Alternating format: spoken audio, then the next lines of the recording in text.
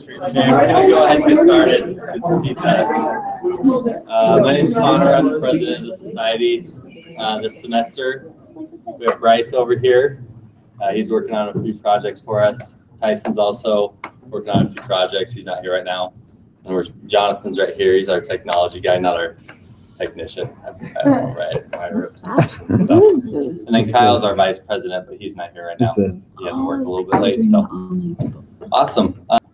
As far as like what you're doing tonight, probably there's more value in you meeting each other, talking to each other, getting to know each other, trying to build some connections that might last beyond school than just listening to me. So I'll just keep it short because I think you need to continue to reach out and get to know each other because you are maybe each other's source of internships or future jobs or stay in contact with each other. And that's one thing I wish I had done a little bit better in my undergrad. But a few things I was asked to talk about is just was success, and I think that's what everybody is in pursuit of is success. And success, maybe, what does that mean for a healthcare administrator? What were the keys to success? The one thing that we just all do, life will be better, right? And I don't know that I've figured that out, but hopefully maybe a few things I can share with you is try to reorient your thinking a little bit around what is success, because I think, at least my experience has been through my life, and as I talk to others, is that there is this compelling pull, and if you will, almost probably a temptation to compare yourself with others, because that's typically sometimes how we measure success is how is this company doing compared to that company? How is this hospital doing compared to that hospital? And it kind of bleeds over, I think, into our lives of, well, how am I doing compared to my classmates, or, they seem to have it easier in class and I have to work harder for grades, or, maybe if I was more talented or more this or that or whatever it is. But it just seems like there is this kind of like the natural struggle as you try to overcome the natural man is to just quit comparing. Just focus on yourself in a positive way, right? Not just all focusing on yourself, but don't worry about what other people are doing. Don't worry about what their grades are, or what internship they have, or what job offer they got, or worried about you doing in the right major versus what somebody else is experiencing in their schooling. There just seems to be kind of that pull, and because when we think about success, I think there's this tendency to think about, well, the world's definition of success, and that typically gets measured in terms of because we don't have, I guess, any other unit of measurement, but it typically gets measured in money. It's like, well, how much money does this person have, or that person? And because we don't walk around with a figure on our forehead with our bank account number, we use proxies like, well, a car, somebody's drives the house that they live in, or maybe it's a position or a title that they hold. And then if we somehow in our own view, limited view, don't match up to that, we become discouraged, right? We start thinking, well, maybe I'm not successful. Maybe I've actually failed. And man, Satan's really good with that, kind of that ploy. I mean, you can be really good in a lot of other areas, but that seems to be something that constantly is kind of maybe pinging away at us in the back of our head, from just seems like throughout your whole life.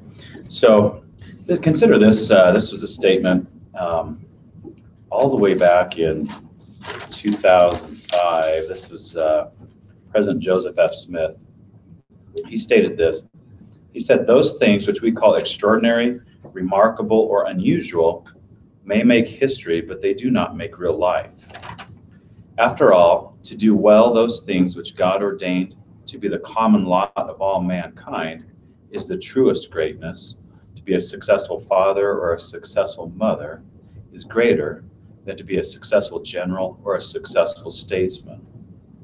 And President Howard W. Hunter commented on this statement. He said this is President Hunter. He said, this statement, meaning the statement from President Smith, raises a query as to what are the things God has ordained to be the common lot of all mankind.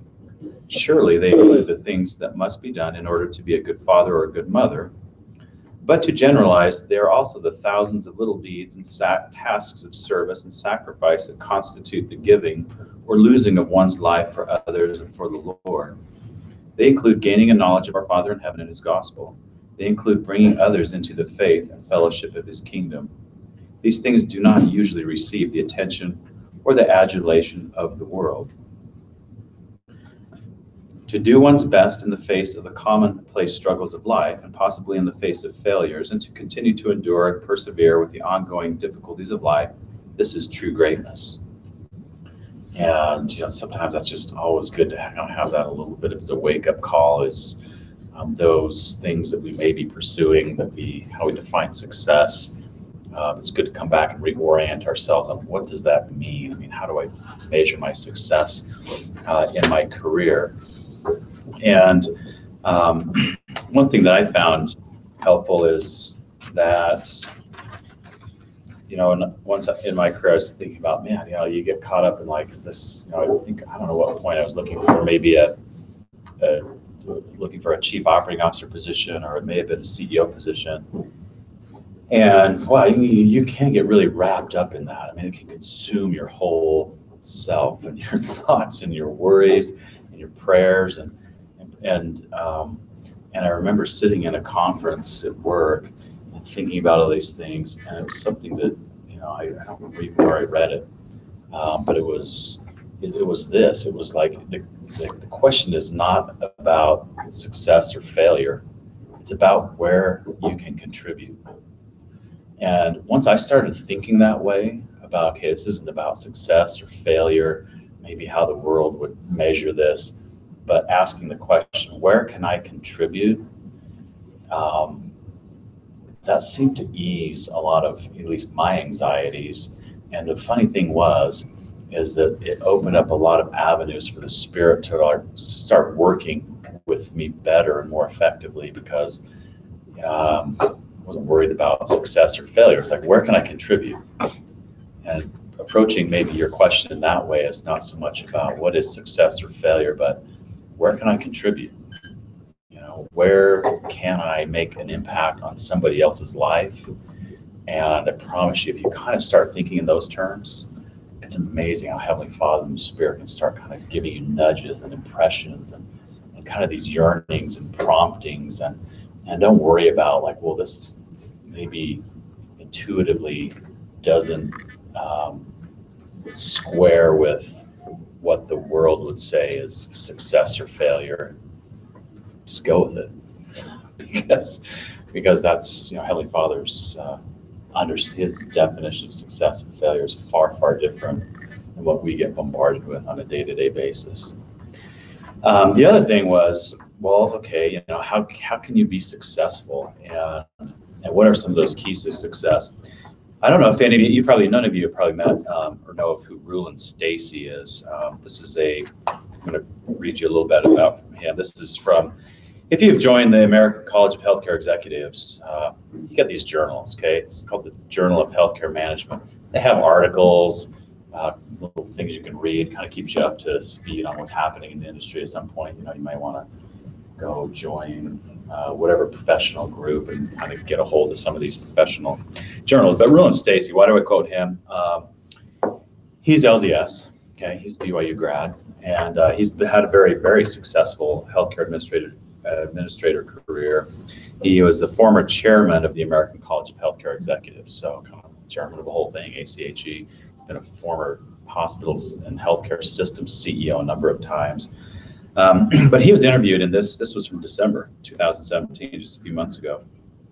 He was asked the question. He says, if you were starting your career over, or what advice would you give yourself, to the young Rulon Stacy? And this is what he said. And I can't say it, I don't think any better. So I'm just going to read what he stated because it's been my experience. He says this. He says, even if you don't have the best grades or the best mentors or didn't go to the best college, wouldn't apply to you. us, right? It's up to you on the grades and mentors. He says, there is something that can replace all of that: hard work. With hard work, you will be able to distinguish yourself, and if you do that, people will recognize you. And you should willingly accept any assignment that may come your way. For example, if you are in a meeting and someone asks, quote, "Who can do this for us?" Raise your hand. You'll distinguish yourself from the people who only complain at the prospect of having to do another task. And I don't know how say it any better, because I live that. That's what I feel like. I can look back at myself and feel like there were so many deficiencies. I could think, gosh, there's no way I should have been able to be a hospital chief operating officer, CEO. But I don't know if there's anybody that well, there's probably others that worked as hard as me, but I don't know that I could have worked any harder at it. And that helped. He says this, he says, I should add that hard work just gets you the first chance. You then have to prove yourself with the social skills and ability to listen, learn from others, and act with honesty so that people trust you. I have always believed that it is easier to make nice people smart than it is to make smart people nice. A person who is nice and willing to work hard can make it anywhere. And so there you have it, right? That's like the key. That sounds like it's very simple. It sounds like very common sense-ish, but it is uncommonly practiced. So best of luck for those of you in my class. I love you. For those of you who aren't in my class, I still love you. But get to know each other and network, okay? And come to the meetings, participate. You know, when there's assignments that says, who can do this for us? Raise your hand and take the assignment and get in and do the hard work. And Heavenly Father will bless you. I know He will, because He's blessed me. So I'll turn the time back over to you. Great.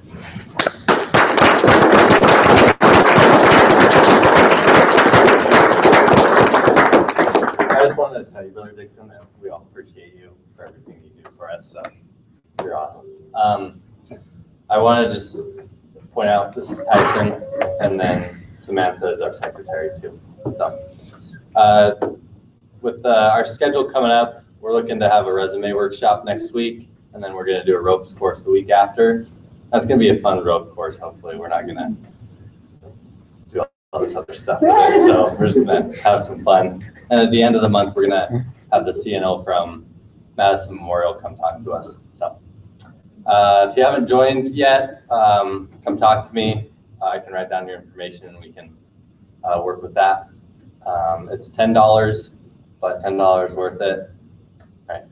So, okay. Does anybody want to add anything or? Yeah. Just real quick, sorry. If you're interested in joining or volunteering for adopted grandparent, there's a sign-up sheet over there by the screen. If you could just put your name and phone number, and then when you're available, that'd be great. If you want to come. Mm-hmm. It's really fun. Right. Hang out. There's an opportunity. What? Adopted grandparent? Yeah. I'll explain it real quick. So basically, there's just a group of students that go to certain facilities. There's a couple of facilities that we work with, and we just go and we play games with old folks for like an hour. Sometimes you just talk to them for an hour. Every time I go, I'm a very pessimistic person, and I'm always like, oh, I don't know about this time. But I always leave, and I'm like, that was actually pretty fun. And so you just get to spend time with old folks in the nursing facilities around here. And so it's pretty fun. It's usually like an hour to an hour and a half of your time, but you get a lot more out of it than that hour and a half. So This one specifically is at Homestead, so it's just right here in Mexico. Sign up if you can. Another things we want to do this semester with Society is we're working with shadowing administrators, and then we're going to provide content with video projects. We're going to contact some administrators, basically alumni from here that are administrators or in that type of position. And they'll be able to answer a few questions in like a 3 to 7 minute video. And we'll post that on our Facebook page and probably email it out to everybody. So then we're trying to get together a trip towards the end of the semester. That's a work in progress though, so it should be fun. Hopefully we'll go to Boise or Salt Lake or something like that. So yep. Is it going to continue to be at this time? Yeah, we try to plan Thursday nights around 6 or 7. So some speakers that we want to bring in, we're just going to kind of leave it up to them if it's Tuesday, Wednesday, or Thursday in the week. So it'll always be one of those 3 days, but most likely Thursdays. So. Any other questions? Okay. Feel free to keep talking, stay as long as you want. If you want some more pizza, just take some. Yeah. So, okay, thanks guys.